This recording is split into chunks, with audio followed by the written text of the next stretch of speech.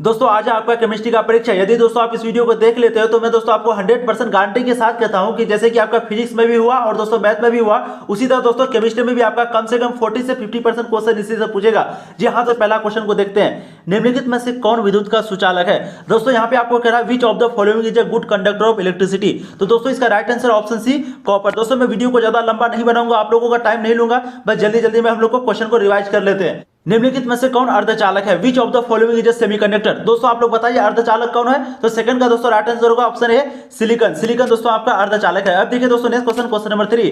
निम्न में से कौन सी सांद्रता इकाई ताप पर निर्भर नहीं करती है? आपको यहाँ पर कह रहा है which one of the following concentration unit does not depend on temperature. दोस्तों बताइए आप लोग कौन सी सांद्रता इकाई ताप पर यानी कि टेम्परेचर में निर्भर नहीं करती है? तो दोस्तों थर्ड का आपका राइट आंसर होगा ऑप्शन सी मोलता यानी कि मोलालिटी। मोलालिटी दोस्तों आपका टेम्परेचर पर निर्भर नहीं करती है यानी कि ताप पर निर्भर नहीं करती है। नेक्स्ट क्वेश्चन देखिए, सोडा वाटर क्या है? दोस्तों आप लोग बताइए सोडा वाटर निम्न में से कौन सा होगा?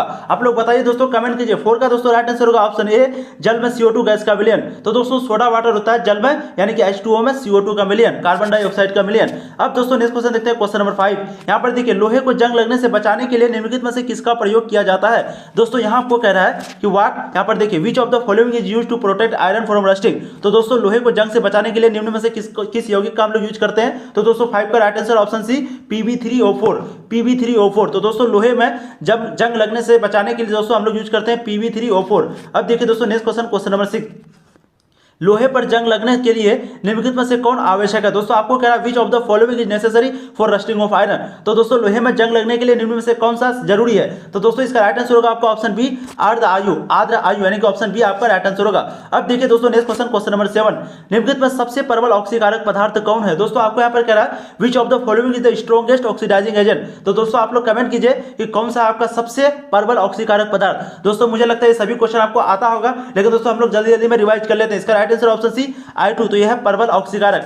अब देखिए दोस्तों नेक्स्ट क्वेश्चन, क्वेश्चन नंबर 8। धात्विक बंधन इसमें से किसमें पाया जाता है? आप लोग बोलिए in which of the following metallic bond is found. दोस्तों आप लोग बोलिए किसमें पाया जाता है धात्विक बॉडी? तो दोस्तों 8 का आपका राइट आंसर होगा धातु। धातु, जी हाँ दोस्तों धातु, बिल्कुल सही। अब देखिए दोस्तों next question, question number 9।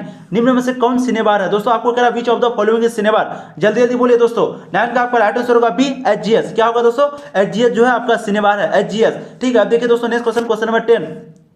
Oxygen के बातम कक्षा में इलेक्ट्रॉनिक विन्यास है। दोस्तों आपको यहां पर कह रहा है the outer most electronic configuration of oxygen is. दोस्तों आप लोग बताइए ऑक्सीजन के बातम कक्षा में इलेक्ट्रॉनिक विन्यास क्या होता है? दोस्तों 10 का राइट आंसर आपका ए 2s2 2p4। दोस्तों आप लोग ध्यान से देख लीजिए इसको, 2s2 2p4, 2s2 2p4 oxygen की कक्षा का इलेक्ट्रॉनिक विन्यास है, बातम कक्षा का।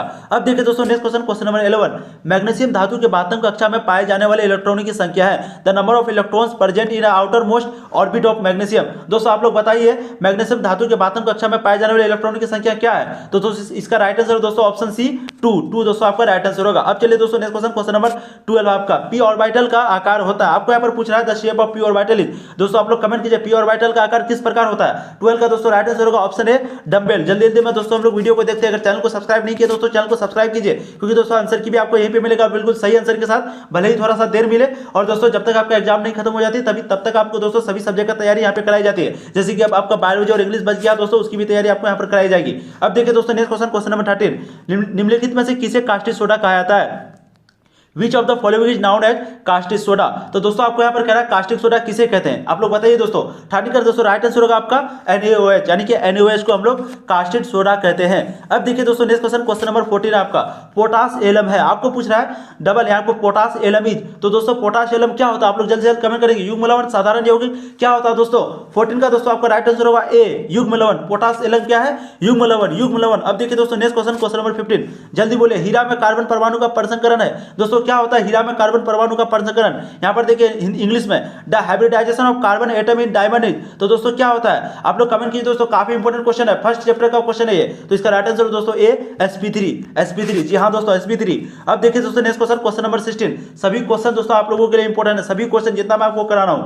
यहां पर देखिए बेंजीन दिया हुआ है, ये OH दिया हुआ है। अब दोस्तों इसका नाम क्या है? तो दोस्तों जब भी OH डायरेक्ट बेंजीन से जुड़ा हुआ हो उसका नाम होता है ए यानी कि फेनॉल। ठीक है, फिनॉल। ठीक है दोस्तों, जब भी OH डायरेक्ट बेंजीन से जुड़ा हुआ उसका नाम क्या होता है? फेनॉल। अब देखिए दोस्तों नेक्स्ट क्वेश्चन, क्वेश्चन नंबर 17। यहां पर पूछ रहा है बेंजीन में पाई बॉन्डों की संख्या है the number of pi bond in benzene is. तो दोस्तों आप लोग बताइए बेंजीन में पाई बॉन्डों की संख्या कितनी होती है? दोस्तों हम लोग निकालने के लिए थोड़ा सा सीख लेते हैं। यहां पर देखिए 1 2 3, ठीक है दोस्तों, इस तरह से स्ट्रक्चर होता है। तो डबल बॉन्ड में एक पाई, इसमें एक पाई, इसमें एक पाई, तो इसका दोस्तों राइट आंसर क्या होगा? बी यानी कि 3। तो 17 का दोस्तों राइट आंसर होगा आपका बी यानी कि 3। तो दोस्तों बेंजीन में आपका पाई बॉन्डों की संख्या होती है 3। अब देखिए दोस्तों नेक्स्ट क्वेश्चन नंबर आपका 18। यहां पर देखिए उजला एवं पीला फास्फोरस निम्न में से क्या है? आपको पूछ रहा है white and yellow phosphorus represent which of the following. दोस्तों ये भी क्वेश्चन काफी इंपॉर्टेंट है, पिछले बार भी शायद 2019 या 20 में पूछा था दोस्तों। तो उजला और पीला फास्फोरस निम्न में से कौन सा है? आप लोग बोलिए। अपर रूप संभारी का क्या है दोस्तों? तो 18 का दोस्तों राइट आंसर होगा आपका ऑप्शन ए अपरूप। तो उजला एवं पीला फास्फोरस निम्नलिखित में से अपरूप है यानी कि एलोट्रॉप्स। अब देखिए दोस्तों नेक्स्ट क्वेश्चन नंबर 19, जल्दी बोलिए दोस्तों, निम्नलिखित में से कौन सा धातु पृथ्वी के प्रचुर मात्रा में पाया जाता है?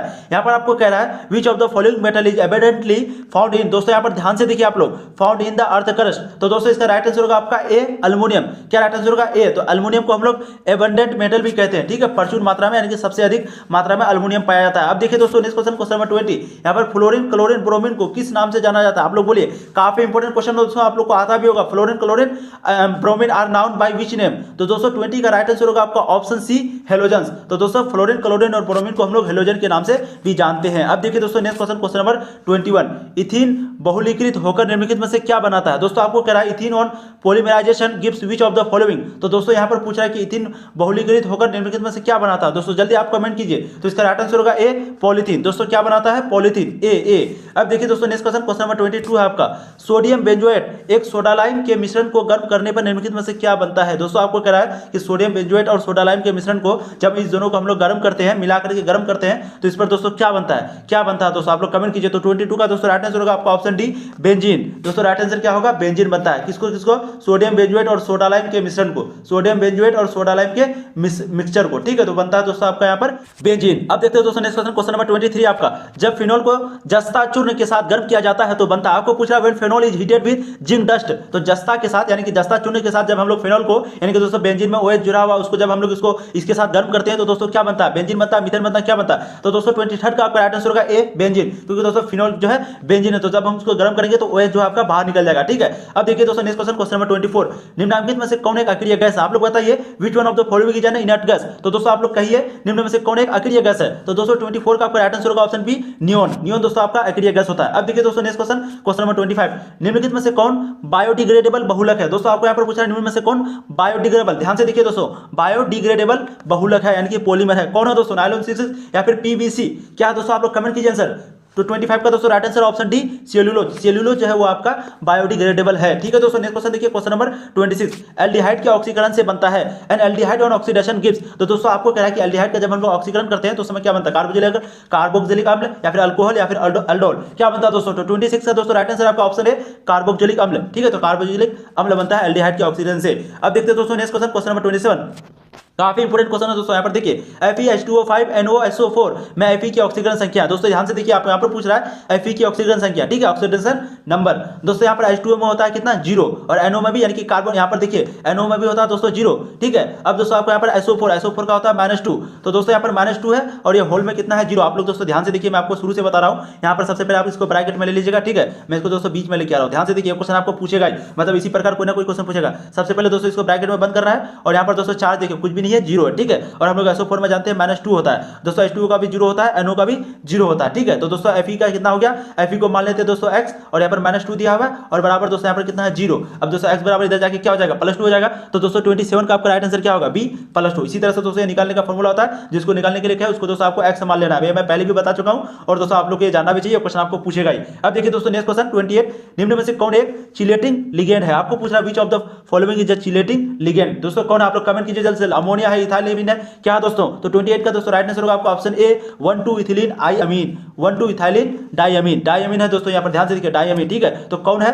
1,2 इथाइलिन डाइअमीन जो है आपका एक चिलेटिंग लिगेंड है, ध्यान से देख लीजिए आप लोग। क्वेश्चन नंबर 29 देखिए दोस्तों, आप यहाँ पर काफी इंपोर्टेंट क्वेश्चन है, मैं इसको आपको जूम करके थोड़ा सा अच्छा से ऑक्सीकरण संख्या वाला कॉन्सेप्ट को समझाता हूँ। दोस्तों यहाँ पर देखिए, यहाँ पर इस तरह से मैं फिर से ले लिया और देखिए इस बार यहाँ पर ये 3 माइनस है, तो दोस्तों यहाँ पर हो जाएगा -3, ठीक है। चाहे -3 लीजिए या फिर 3 लीजिए, दोनों सेम होता है। और दोस्तों यहाँ पर CO निकालने के लिए कहा है, इसको हम लोग मान लेंगे x, और दोस्तों C2O4 का जो चार्ज होता है वो कितना होता है, -2 होता है। ठीक है दोस्तों, -2 यहाँ पर दोस्तों होल 3 है तो गुना ये 3 हो जाएगा। ठीक है, और यहाँ पर दोस्तों -3 है बराबर, तो देखिए बराबर यहाँ पर कुछ भी नहीं है, लेकिन यहाँ पर -3 ऊपर में दिया हुआ होल में, तो दोस्तों यहाँ पर हो जाएगा -3। ये दोस्तों कॉन्सेप्ट होता है। ठीक है, तो -2 को जब 3 से हम लोग गुना करेंगे तो कितना हो जाएगा, x से बराबर हो जाएगा दोस्तों x -6 इक्वल टू -3। अब दोस्तों ये -6 जाके इधर क्या हो जाएगा, प्लस हो जाएगा, और 6 में दोस्तों -3 आपका निकल गया तो कितना बचा 3। तो दोस्तों इसका राइट आंसर आपका क्या होगा, कौन सा ऑप्शन है यहाँ पर, सी। ठीक है, तो दोस्तों 29 का आपका राइट आंसर होगा ऑप्शन सी +3। यहाँ पर दोस्तों आपका CO की ऑक्सीजन संख्या निकलेगी +3। अब चलिए दोस्तों नेक्स्ट क्वेश्चन देखते हैं, क्वेश्चन नंबर 30। दोस्तों वो क्वेश्चन जो मैं आपको बताया काफी इंपॉर्टेंट था वो। ठीक है, और चैनल को दोस्तों सब्सक्राइब कर लीजिए, आपको सबसे पहले आंसर की भी मिलेगा, और जब तक दोस्तों नहीं हो जाती है खत्म, आपको यहाँ पर तैयारी भी कराई जाएगी। और दोस्तों सुबह सुबह आपको एक वीडियो भी मिलेगा, ठीक है, जो वो भी काफी इंपॉर्टेंट होगा, उसको भी आप एक बार जरूर देख लीजिएगा। केमिस्ट्री का ही होगा दोस्तों, एक बार जरूर देख लीजिएगा। छोटी वीडियो में छोटी से छोटी वीडियो बनाने का कोशिश करूंगा, आपके लिए काफी इंपॉर्टेंट होगा। अब देखिए दोस्तों नेक्स्ट क्वेश्चन, क्वेश्चन नंबर 30। निम्न में से कौन पहली संक्रमण श्रृंखला का तत्व नहीं है? आपको पूछ रहा है विच ऑफ द फॉलोइंग, यहाँ पर देखिए which of the following is not an element of first transition series. तो दोस्तों आप लोग बताइए निम्न में से कौन पहली संक्रमण श्रृंखला का तत्व नहीं है? काफी इंपॉर्टेंट क्वेश्चन दोस्तों। तो इसका राइट आंसर है सिल्वर। सिल्वर दोस्तों आपका क्या नहीं है, पहली संक्रमण श्रृंखला का तत्व। अब देखिए दोस्तों नेक्स्ट क्वेश्चन, क्वेश्चन नंबर 31, जो कि दोस्तों काफी इंपॉर्टेंट है, फिर से वही पूछ रहा है। Ni का दोस्तों आपको पूछ रहा है क्या निकालने के लिए, ऑक्सीजन संख्या। फिर से हम लोग दोस्तों इसको x मान लेंगे, और CO का दोस्तों होता है 0, तो इसका राइट आंसर क्या होगा, ऑप्शन ए। 31 का दोस्तों राइट आंसर होगा ऑप्शन ए 0, क्योंकि दोस्तों यहाँ पर CO का मान होता है 0, तो 0 गुना 4 हो जाएगा 0, और बराबर में दोस्तों यहाँ पर 0 है क्योंकि यहाँ पर कोई चार्ज है नहीं, और Ni को मान लेते हैं x, तो दोस्तों x का मान आपका निकल जाएगा a। ठीक है, निकालने का इसी तरह से कॉन्सेप्ट होता है, आप लोग को ये आना चाहिए। अब देखिए दोस्तों ये क्वेश्चन दोस्तों पिछले बार भी पूछा था, और मुझे लगता है पिछले बार यानी कि शायद 19 या 20 में, इस बार भी दोस्तों पूछेगा शायद। अब देखिए दोस्तों XeF4 का आकार होता है, काफी इंपॉर्टेंट क्वेश्चन है दोस्तों। 32 का राइट आंसर होगा बी, वर्गतलीय यानी कि स्क्वायर प्लेनर। तो XeF4 का कैसे आकार होता है, वर्गतलीय यानी कि स्क्वायर प्लेनर। अब देखिए दोस्तों नेक्स्ट क्वेश्चन, क्वेश्चन नंबर 33 आपका। निम्न में से कौन, यहाँ पर ध्यान से देखिए, निम्न में से निम्नलिखित में से कौन सी गैस H2SO4 से घुलकर ओलियम यहाँ पर दोस्तों ध्यान से देखिए ओलियम का निर्माण करता है, यानी कि विच of the following gas dissolve in H2SO4 form oleum. तो दोस्तों कौन सा गैस है जिसको H2SO4 से घुलाकर ओलियम का निर्माण करा जाता है? तो दोस्तों 33 का राइट आंसर होगा आपका ऑप्शन सी, SO3 दोस्तों आपका राइट आंसर होगा। अब देखिए दोस्तों नेक्स्ट क्वेश्चन, क्वेश्चन नंबर 34। यहाँ पर आपको कह रहा है फेन उत्प्लावन विधि द्वारा किस प्रकार के अयस्क का सांद्रण किया जाता है? Which type of ore is concentrated by froth flotation process. तो दोस्तों आप लोग बताइए इस विधि के द्वारा हम लोग किस प्रकार के अयस्क का सांद्रण करते हैं, यानी कि फेन उत्प्लावन विधि के द्वारा। दोस्तों आप लोग कमेंट कीजिए। तो दोस्तों 34 का आपका क्या राइट आंसर होगा, ए सल्फाइड को हम लोग जो है फेन उत्प्लावन विधि द्वारा अयस्क का सांद्रण करते हैं, सल्फाइड का। ठीक है, अब देखिए दोस्तों नेक्स्ट क्वेश्चन, क्वेश्चन नंबर 35, जो कि काफी इंपॉर्टेंट है। लोहे का प्रमुख अयस्क है दोस्तों, मैं आपको पिछली वीडियो में बताया था कि वहां पर आपका हेमेटाइट था। ठीक है, लेकिन कभी कभी दोस्तों इस तरह से ऑप्शन में आपको दे देगा, ये भी आपको आना चाहिए। हेमेटाइट हर जगह लिखा हुआ नहीं रहता। ठीक है, तो दोस्तों 35 का आपका राइट आंसर होगा सी, Fe2O3 दोस्तों आपका राइट आंसर होगा। अब देखिए दोस्तों नेक्स्ट क्वेश्चन, क्वेश्चन नंबर 36 आपका। HCOOH का आयुपेक नाम है दोस्तों, आपको यहाँ पर पूछ रहा है HCOOH का आयुपेक नाम क्या होता है? ठीक है, तो दोस्तों इसका राइट आंसर होगा ए फॉर्मिक अम्ल। तो HCOOH का आयुपेसी नाम होता है फॉर्मिक अम्ल। ठीक है, अब देखिए दोस्तों फॉर्मिक एसिड। देखिए दोस्तों next question, question number 37। Ketone का अवकरण यानी कि LiAlH4H2O के साथ कराने पर मिलता है। दोस्तों आपको कह रहा है कि कीटोन का अवकरण जब हम लोग Li लिथियम है, यहाँ पर लिथियम एल्युमिनियम H4, ठीक है, तो LiAlH4 और H2O के साथ गर्म करने पर, साथ कराने पर क्या होता है, अवकरण कराने पर क्या होता है दोस्तों? प्राइमरी अल्कोहल बनता है, सेकेंडरी अल्कोहल बनता है, क्या बनता है? तो दोस्तों 37 का राइट आंसर है बी, सेकेंडरी अल्कोहल बनता है दोस्तों। ठीक है, ketone on reduction with LiAlH4H2O gives secondary alcohol. अब देखिए दोस्तों next question, question number 38। Copper का मुख्य अयस्क है, काफी इंपॉर्टेंट क्वेश्चन दोस्तों, कभी कभी आपको नाम दे देगा, कभी कभी आपको फॉर्मूला दे देगा। तो दोस्तों 38 का आपका राइट आंसर होगा ए कॉपर पायराइड। तो दोस्तों कॉपर का मुख्य अयस्क है कॉपर पायराइड। अब देखिए दोस्तों नेक्स्ट क्वेश्चन, क्वेश्चन नंबर 39।